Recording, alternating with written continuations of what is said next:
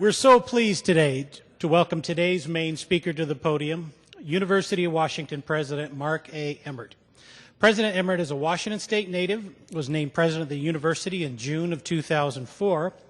His biography states that the goal he brought to his position was that of expanding the university's dominant national and international standing. So he's here today to share his thoughts on the entrepreneurial university. So please give a warm Seattle Rotary welcome to Mark Emmert.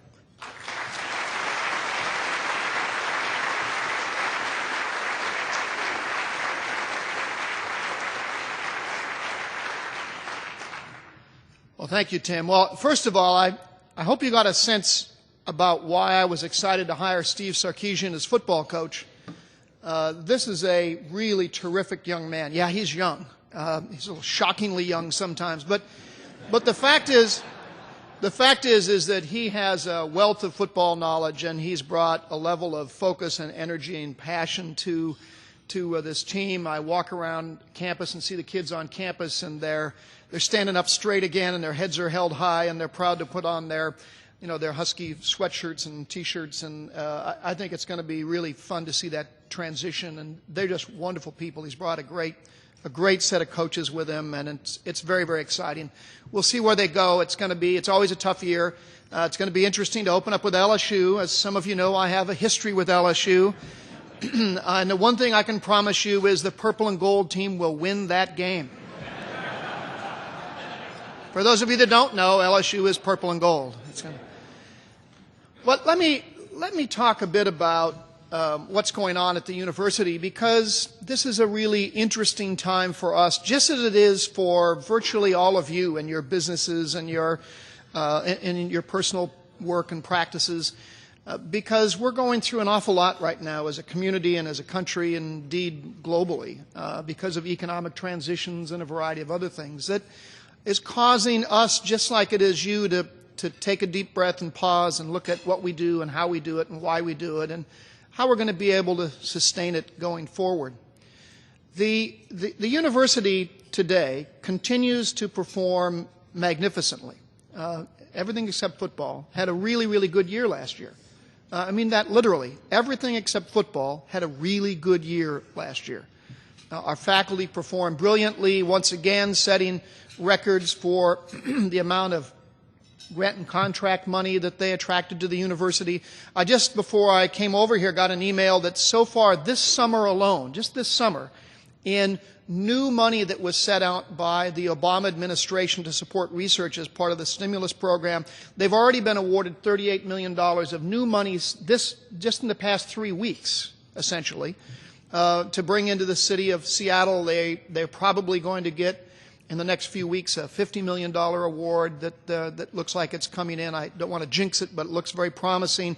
Over the course of the summer, they'll probably add $100 or $200 million more dollars to the total funding that they'll bring into the state of Washington that gets spent here on people and machinery and equipment and students here in the city. That will probably lead us this current fiscal year to somewhere around $1.2 to $1.4 billion of funded research that's brought into the city by the University of Washington. $1.4 billion, the most we have ever done. We'll probably have a total aggregate budget this year, even after the train wreck of the state budget. We'll probably have a total budget for all of the enterprise of the University of Washington of $3.7 billion in total operation. We'll employ this year somewhere around, if you count full and part-time employees, somewhere around 36,000 people will have jobs. All of that stems from a contribution from the state of Washington that's now down to around $300 million. So do the math. $300 million of general fund contribution produces a $3.7 billion enterprise and 36,000 full and part-time jobs. That's a bloody good deal for the state of Washington. But most importantly, it doesn't count our real products, because our real products are a very well-educated citizenry and all of the research innovation that drives the rest of the economy and leads to cures and solutions to all of our great problems, and the great medical care that comes out of UW Medical Center and Harborview and Seattle Cancer Care Alliance and our docs that work at Children's and everywhere else around the state of Washington. That's what we want to make sure that we maintain. We want to make sure that 2 years from now, 5 years from now, 20 years from now, whoever is up here giving that speech 20 years from now can say that the university still plays that kind of role in our city and in our state. And indeed, we hope it's even bigger and more ingrained in what the state is and what it does. The fact also is that no state university that I'm aware of has any greater impact on its state or its community. This past winter, Forbes magazine did something really interesting. They were looking at state universities and states' investment in higher education, and they came up with a curious, fun little measure. They said, what's the return on investment in state flagship universities as measured by the percent of the alumni who work in their home state? In other words, the state subsidizes education for its citizens at its flagship university. What percent stay and contribute to the state? Number one in the United States, the University of Washington and the state of Washington. And not only by a little bit, it was 73% of our alumni remain in the state of Washington to work. Number two, that's a remarkable statistic.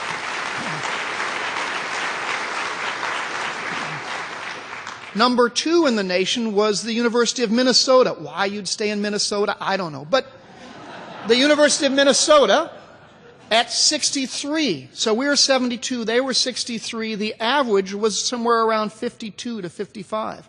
Not only were we number one, we were number one by a lot. No one was even remotely close to us. Now we know that's a big part of that, of course, is our robust economy. We know a big part of that is the wonderful place that we get to live in this beautiful community in our state. But it underscores the impact and the value of the University of Washington on what it means to be a part of this city and this state. It has a gigantic impact. We want to maintain all of that. We want to continue our role in transforming the state's economy, of providing a ladder to socioeconomic success for everyone, no matter what your socioeconomic background is or who your mama was. We want to be that university that allows kids from Fife, Washington to become presidents of universities. That's the kind of university we have. And here's the problem. I hate to use this word, but I don't have a better word for it. The business model, the operational model that undergirds us right now is not sustainable.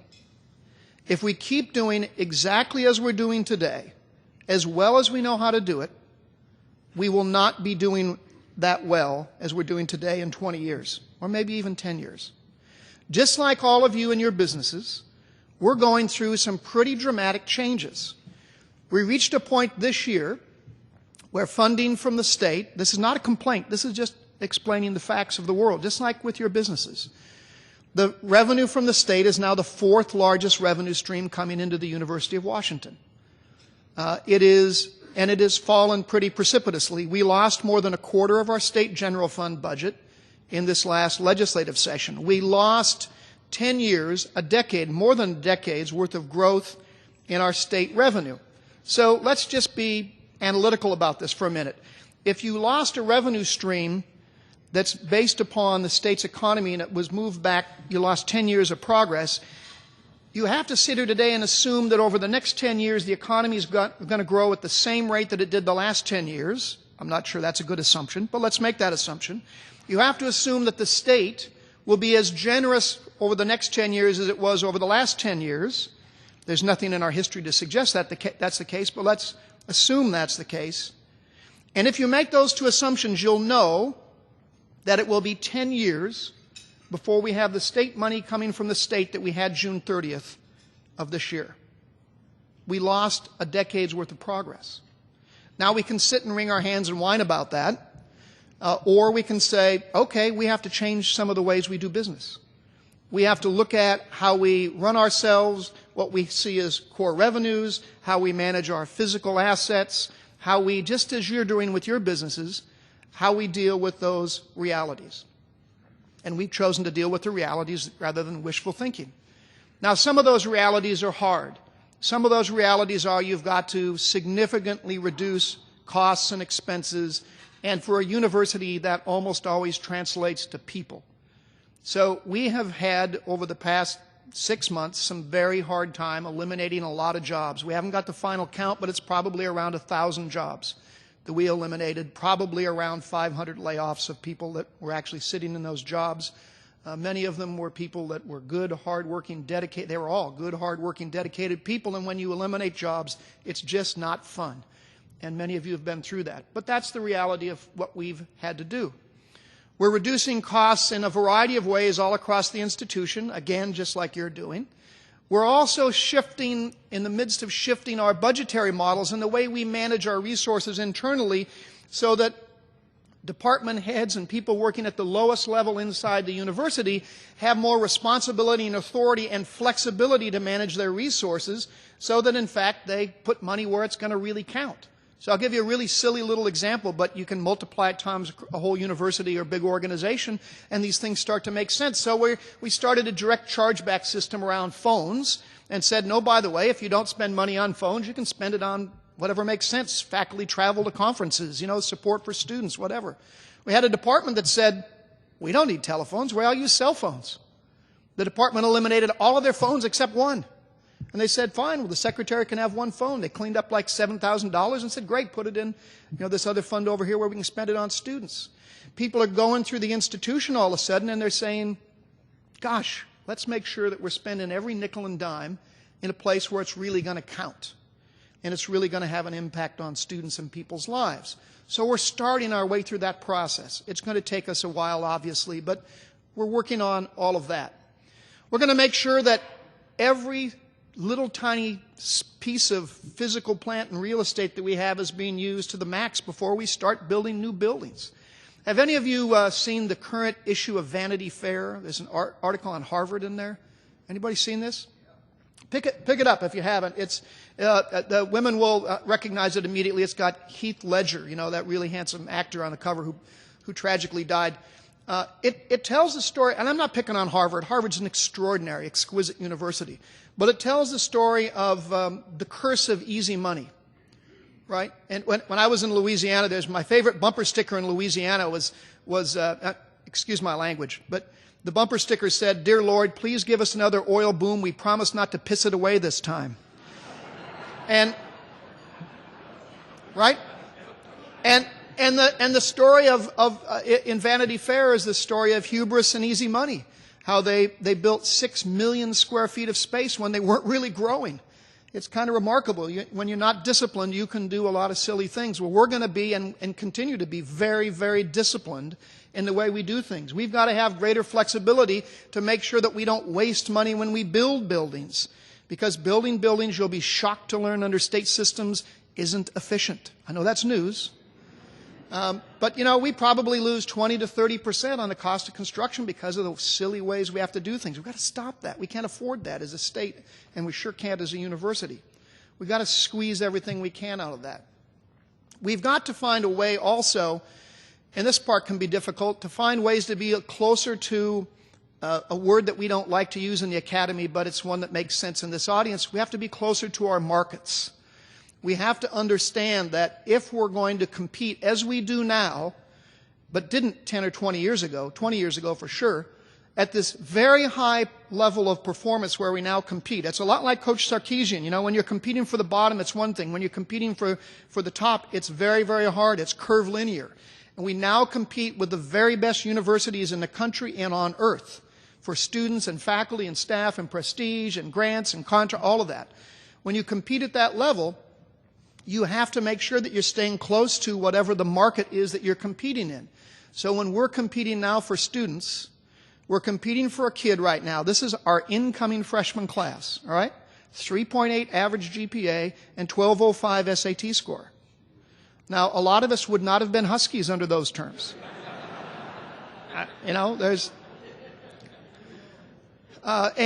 But that's where we are now, and it's going up every year. It keeps ticking up every year because more and more students want to come to us, and they're better and better qualified. We had a little over 21,000 applicants this fall for 5,000 freshman spots.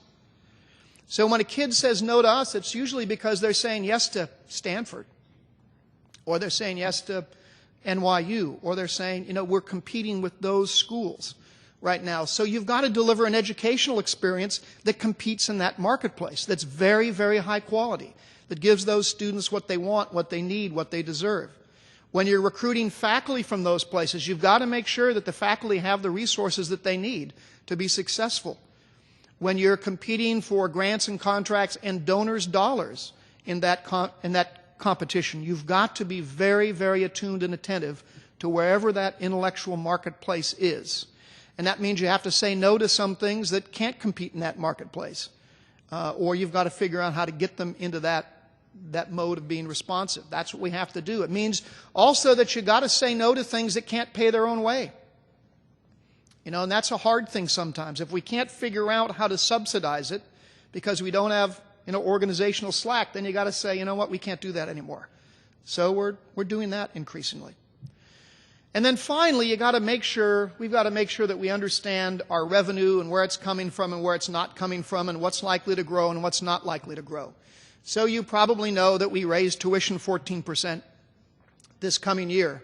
And everyone sees a 14% tuition increase and appropriately kind of gasps because that's a big number.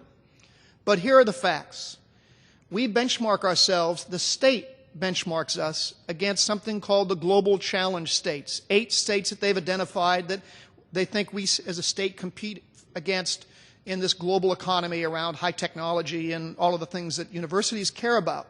And among the flagship schools in those states, our tuition for this past year was dead last by a lot.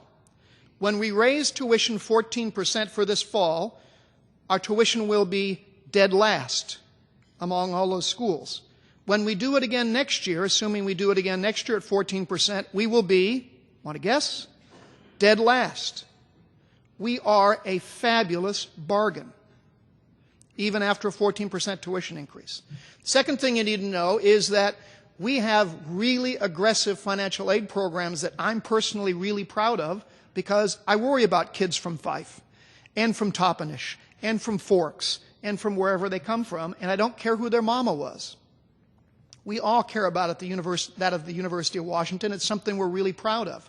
So we right now have over 5,500 kids who are covered under something that we created 4 years ago now, Norm, called Husky Promise. And Husky Promise is this very simple commitment we make. If you have an income that's at the 65th percentile of the median in the state or below, this year that's a family of 4 making around, I think, $55,000 or below, you will never pay tuition at the University of Washington. 0. 21% of our kids right now pay 0 tuition. We have a huge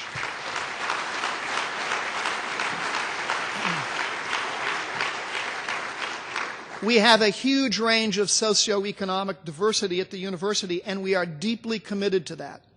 So even while we're raising tuition, we're worrying about making sure we can continue those kinds of commitments for working kids, low-income kids, and middle-class kids, so that we don't want a student body that looks like Duke's. I'm not picking on Duke. They don't worry about those things like we do. We're a state university. We are always going to be Washington's university. But we have to do business underneath that mission, underneath that commitment. We have to do business differently than we did in the past. So this summer, what we're talking about is, I keep talking about the 2-year, 2-decade challenge and opportunity. And that is these 2 years, this biennium right now, we have to be able to shift the underlying way we do business in order to make that sustainable so that we're set and positioned for the next 2 decades. Because the opportunities for the UW, just like for the city of Seattle and the state of Washington, the opportunities over the next 2 decades are extraordinary. They're extraordinary. But we can't get there and we can't take advantage of those opportunities by doing everything the same as we always did. That's gone. That's gone. And if we think it's coming back, we're kidding ourselves. It's not coming back the way it was. We have to do a lot of things differently, and that's what we're working on right now. So your university, even the Cougars out there, your university is here to serve the state of Washington. And we're going to keep doing it. We're going to do it for a long, long time. and we're going to do whatever we have to do to get there. So with that, let me pause. Do I have time? I'm not looking at my watch. I'm sorry. Do we have time? We have time for some questions. I'll happily take them. Thank you.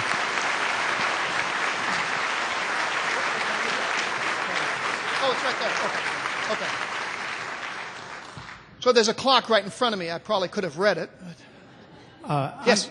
I'm very proud. My son's in the University of Washington. But there's always I saw samples and samples, people saying that you're accepting more out-of-state or foreign country students instead of the in-state. As a taxpayer for more than 30-some years, I thought the primary function of the university was to educate our citizens. But I think in all your promotion, you basically what a great institution, research and all that. Are we losing sight of that? Yeah. Because I think the reason I understand is that I would say you get more money than the residents. Yeah. First of all, I'm really glad you asked that question because there is enormous confusion and bad information about what we do relative to in-state and out-of-state students. I'm going to say this slowly, 82% of our undergraduates come from the state of Washington. 82%. I had someone the other day say, aren't you about 50% international students? I said, no, actually, people of color come from Washington too. And, the fact is that we have become very popular nationally and even internationally. So we get a huge number of applicants from around the world these days, and that'll continue. But let me be really clear about this. We are Washington's university. Our mission is to serve the state of Washington. Now, it serves Washington to bring people from other states and other nations here and have them get degrees here and have them work here because, by the way, there's a very high probability they will wind up Washingtonians if they come to the University of Washington or WSU or any other state university. People tend to stay where they go, especially if there's job opportunities. But we serve very directly and very aggressively Washingtonians. We rose in the rankings. The Chinese have been very attentive to higher education because they know that that's the next wave of competition for them is with their brains, not with low-cost labor. So about, Lee, when did they start the Global 500, the Shanghai 500? Like 6-7 years ago? 6 or 7 years ago, the Chinese started a ranking that's now just called the Global 500, and it's very interesting because it ranks the 500 most prominent universities on earth. They want to benchmark their performance against them so they can drive their universities up. They're very serious about this, and they're investing massive amounts of money in it.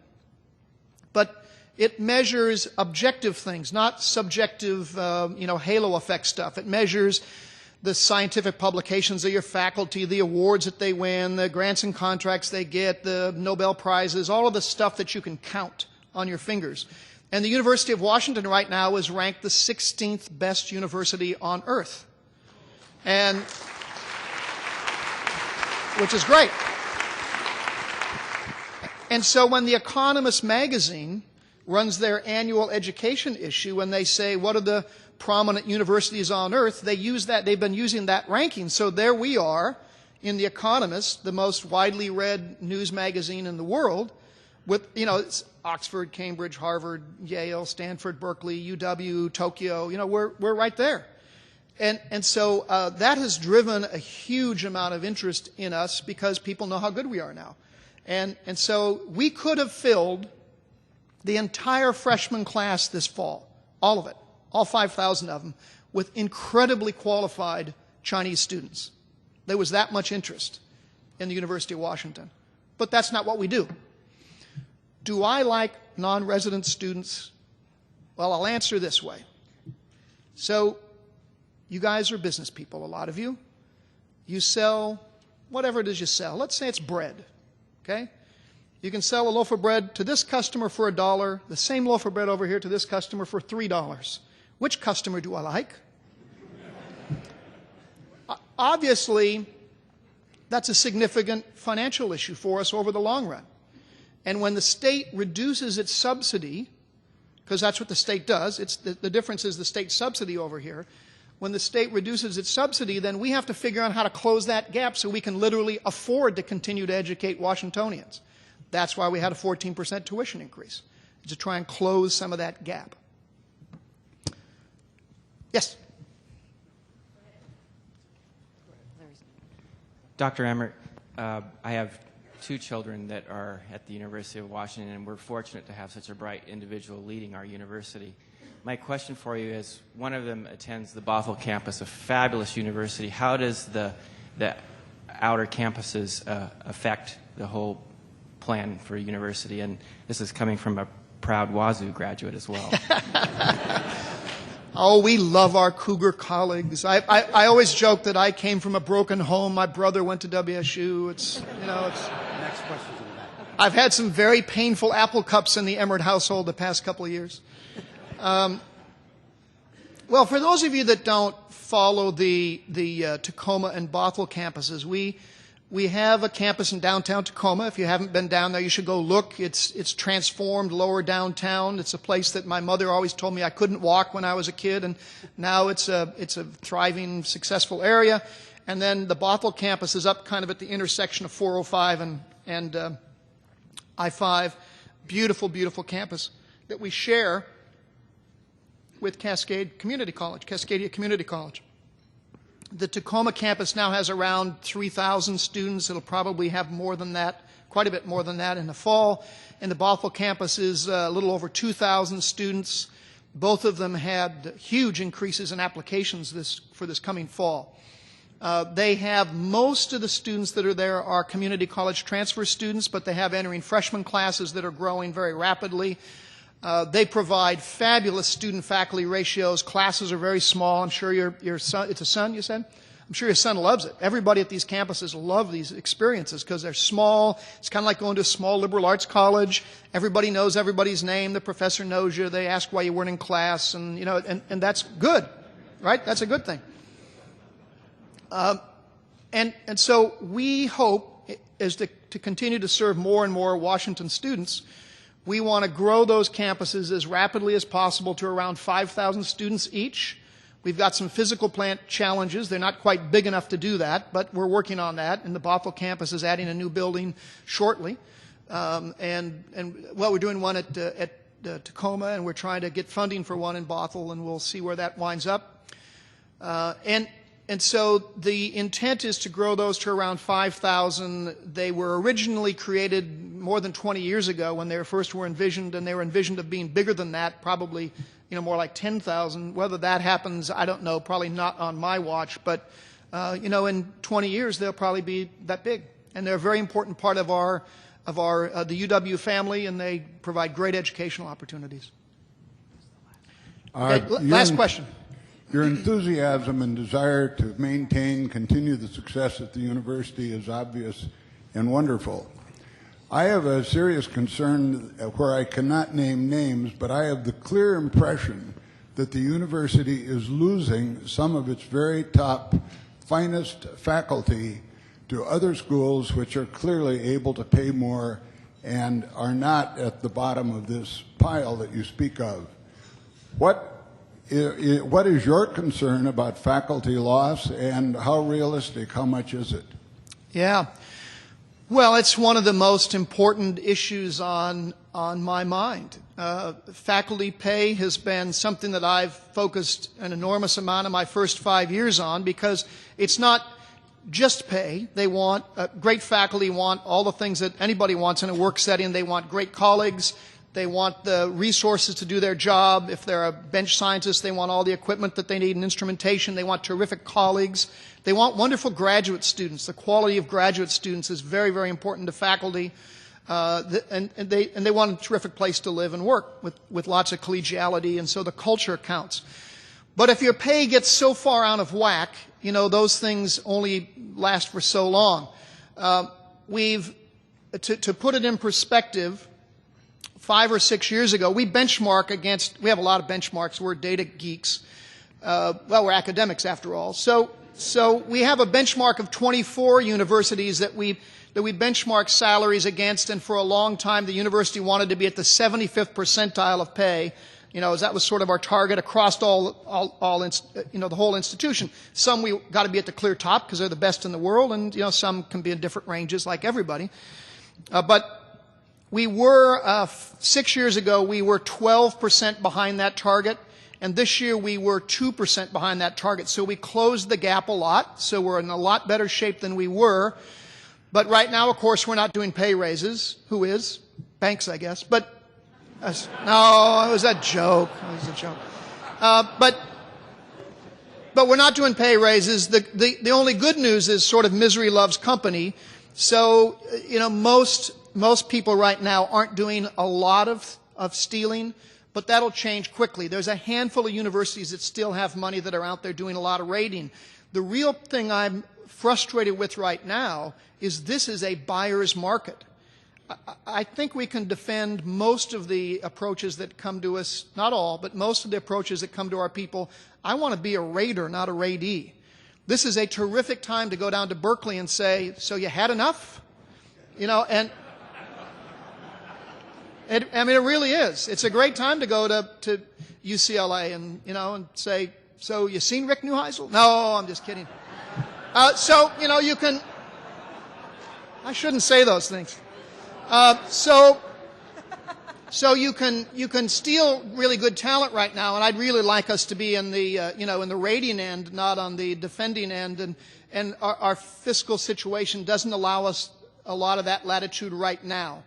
We're hopeful that next year we'll be in a position where we can be targeting instead of targeted. Okay.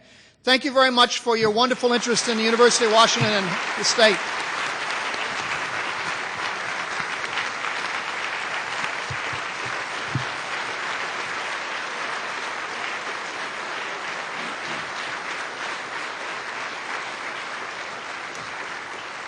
Thank you, Mark. Our state is privileged to have you leading our internationally recognized university, and it could not be in better hands during this difficult period. Thank you for all you do for our community. Thanks again to all of today's program participants and all of you in the audience. We're glad you spent part of your day with us today. Next week, August 12th, we'll be right back here at the Sheraton Hotel. In our shorter feature, we'll hear from Brian Johnson of KOMO, who will shed a little light on the bag or not to bag or fee or tax, you decide. That, of course, is referendum number 1 on the City of Seattle ballot August 18th. Our main speaker will be Joni Earl, CEO of Sound Transit. We've invited Joni to come and share with us the achievement of finally opening light rail in our region and what it all means. Perhaps a few of you might have some questions. Today's program reminded me of this Husky fan enjoying himself at the first game of the year in a packed Husky stadium. Looking around for a place to sit, he noticed an empty seat down by the 50-yard line. He went down and he asked the guy next to it if he knew whose seat it was. The guy said, "Yes, it's my wife's seat. We haven't missed a game since the Don James days, but now my wife has passed on." The fan offered his sympathy and said it was really too bad he couldn't find some relative to give the ticket to and enjoy the game together. He said, "Oh, no, they're all at the funeral." See you next week. We're adjourned. Seattle Rotary Online is made possible in part by a grant from First Choice Health, working with the Washington Health Information Collaborative to use technology to bring better health care to patients throughout the Pacific Northwest. First Choice Health.